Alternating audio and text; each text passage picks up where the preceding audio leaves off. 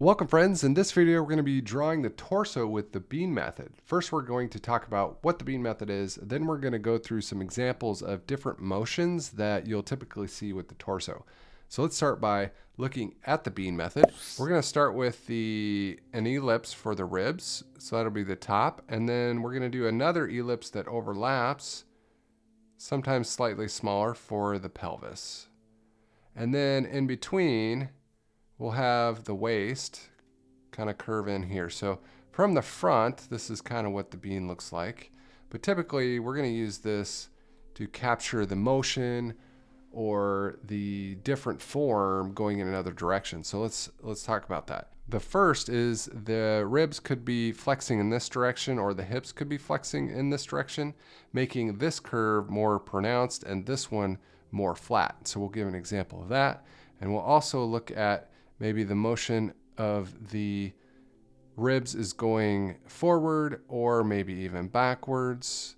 And then the other one is potentially the ribs or the pelvis could be twisting in either direction. So let's go over some examples of each one of these. The first one I have here is where the figure is tilting to one side. So if we think about the ribs, they're going to be slanted in this direction.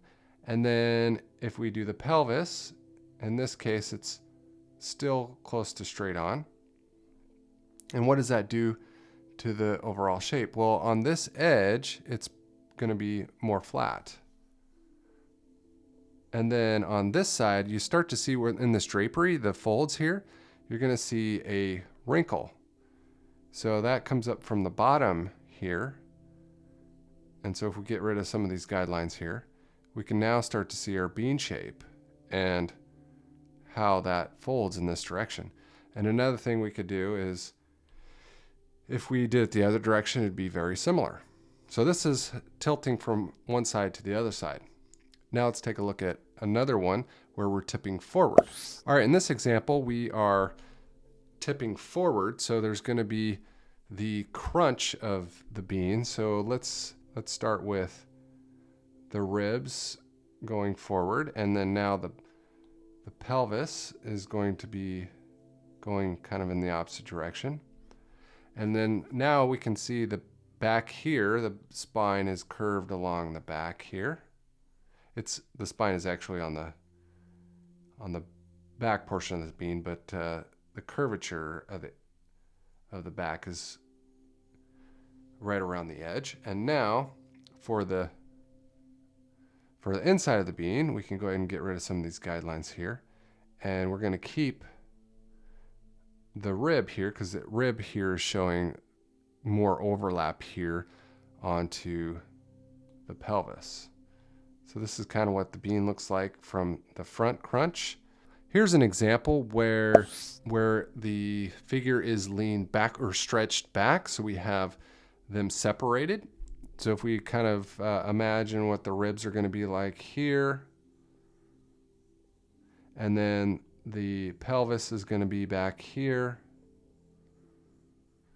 and here's the flat or the top side of those two connecting, and then in this case the ribs are also out in front of us, so we're going to see the ribs overlap where the pelvis is going to be tucked back behind there. So there's an example bean here. Make some adjustments there.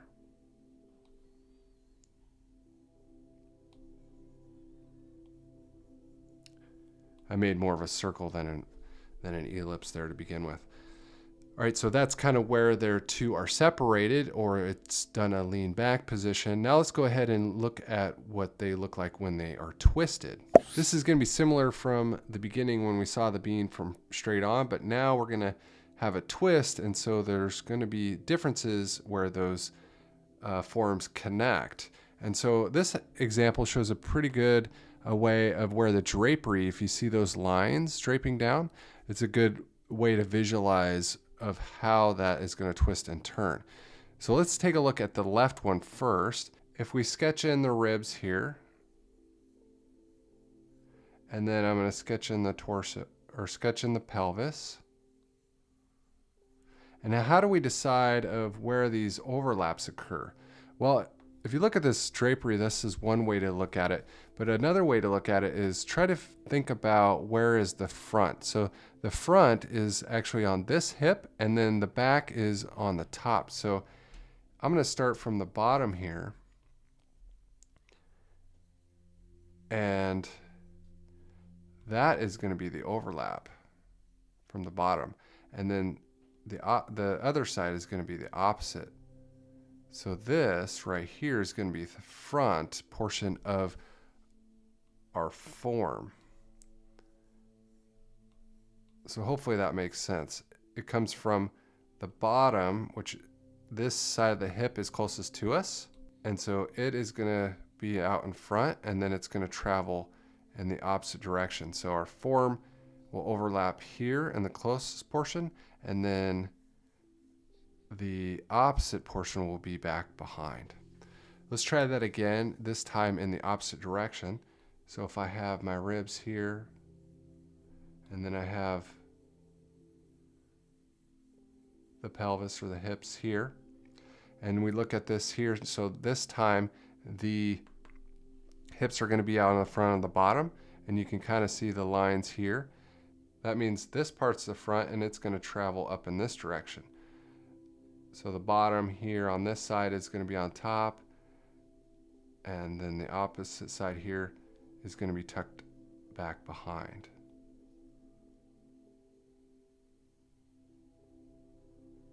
Clean up my form a little bit there. All right, so that's kind of what the twisted looks like. Let me know if you have any questions. Hopefully that helps. Now we can go ahead and move on to the last one, where we're going to see these two parts of the bean stacked on top of each other. And I really like this example. It's a good example of foreshortening, where we're going to see it from a top view, where one is going to be much larger than the other, and they're going to be behind each other. So it just takes all of these to an extreme level. And so, for example, we're going to have the ribs here, and then we're going to have the hips behind, but it's going to be even much smaller here. And then we're going to use kind of a similar technique, where we're going to see the front curves here, and then the ribs are out in front of us. So they're going to have that feature of the overlap.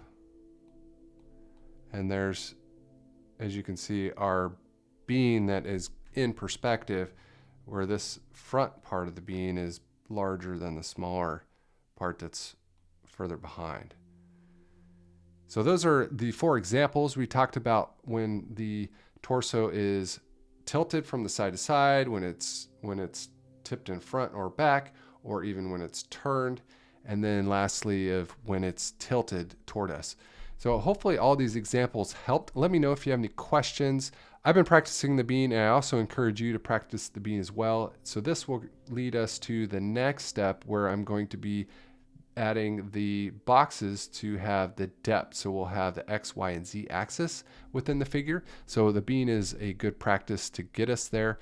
Hopefully you found this video helpful. Thank you for support. Let me know if you have any questions, comments, and be sure to subscribe if you would like to see the videos that I'll be making, such as the boxes within the figure. And I'll see you in the next video. So long.